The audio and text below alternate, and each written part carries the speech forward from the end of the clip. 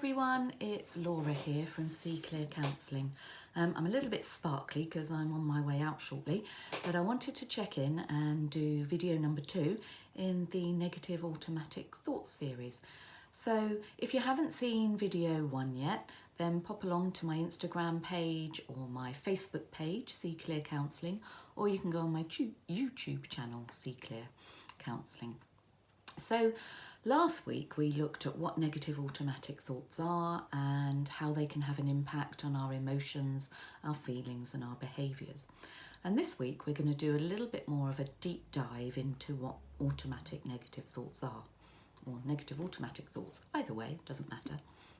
So I thought the best way for us to be able to do that deep dive is to take a situation and look at what kind of negative automatic thoughts might go on for you and how they can affect you.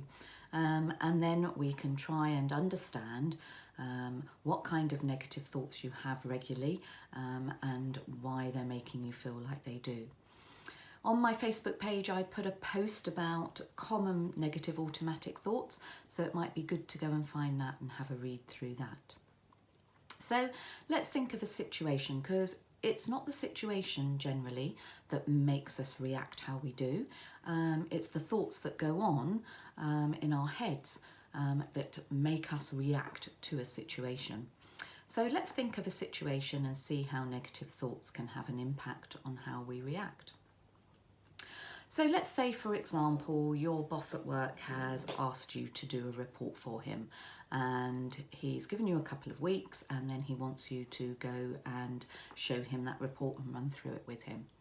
Not a problem. You've worked hard over the last couple of weeks and you've put the report together and everything's okay with that, no problems at all. And you've popped it into a file on your computer and you're ready and waiting for him to come and ask for the report.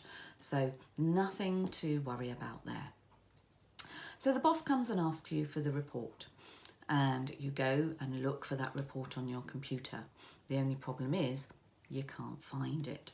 You look in every file, every folder, everywhere that you can think of, and the report doesn't seem to be anywhere to be found. So what starts happening? You start to feel anxious, you start to worry, you start to panic. Maybe you're having feelings of inadequacy, maybe you're starting to feel a little embarrassed. What's going on? So it might be, the thoughts might go like this. Can't find the report. Why can't I find the report? I know it's there. Oh, it's really important that my boss has this report. What happens if I can't find it and I can't give him the report? Oh, he'll think I'm useless. He'll sack me. Oh, and if he sacks me, I'll have no money. How will I afford my mortgage? I'll have no home. I'll be homeless. That's called catastrophizing, because what you're doing is you're thinking the very worst thing will be happening. Your thoughts are spiralling out of control and you've gone from a report not being available for your boss to you being unemployed and homeless. Of course, if you're having thoughts like that, then you're going to feel very anxious and you're going to start to panic. Your heart is probably starting to pound very fast and you've probably got sweaty palms. It might be that you can't find the report and then you start saying, oh, this is typical. I always do things like this. I'm absolutely useless. I'm so stupid. I don't know why my boss asked me to do this report. He should have known that I wouldn't be capable of doing it. I'm so useless. So that's your critical inner voice. That voice that tells you that you're no good at anything and that everything is your fault. That can give you feelings of inadequacy, knock your self-esteem and make you feel quite bad about yourself. It could be that you might say, oh, well, I don't even know why he bothered to ask me to do the report. Why didn't he ask Sonia over there? She's much better at things like this. She would have done it perfectly. She wouldn't have lost the file. She can do everything fine. She's not like me. She's not like me where I can't do anything. She can do everything just perfectly. That's called compare and despair, because what you're doing is you're seeing the good and the positive in everyone else, but you only see the negative in yourself. Again, not good for your self-esteem or your self-confidence. It could be that you're sitting there looking for the report and then you start thinking, Oh, my boss is going to come out of his office in a minute and ask me what's going on. He's going to want to know where that report is. He's going to stand in the middle of the office and he's going to shout at me. He's going to tell me how stupid I am because I can't get the report. Everyone in the office is going to hear him. They're going to start laughing at me. I'm going to be so embarrassed because they're all going to think I'm stupid. So that is called getting your crystal ball out and predicting. It's like you can assume what everyone else is going to think or say about you. So you're thinking that your boss will be angry with you, and you have this feeling that everyone is going to laugh at you.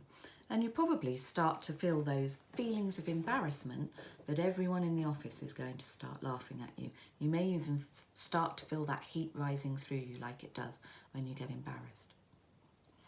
So as you can see, negative thoughts have that negative impact on us.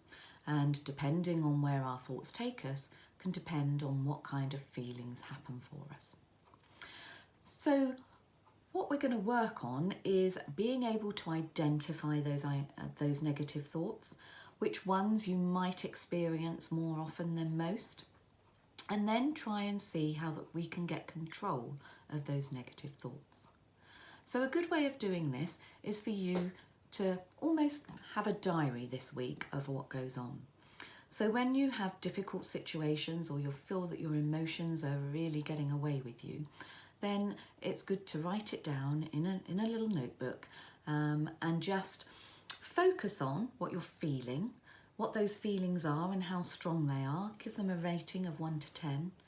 What the physical feelings are that are going on for you, and again, give them a rating of 1 to 10.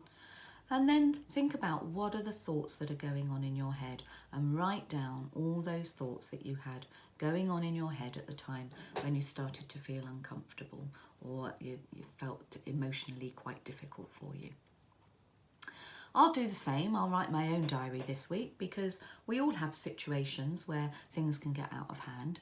So then in video 3 next week, we'll look through those diaries and together we can work out what kind of thoughts happen on a regular basis and then understand how we can get control of those thoughts, how we can go about getting control of those thoughts so that we don't spiral out of control and we can actually stop ourselves and perhaps in the situation that we had, start to think a bit more rationally, find the file, and then everything is okay.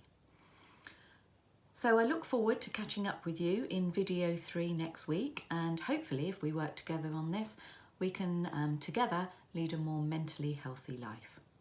Thank you.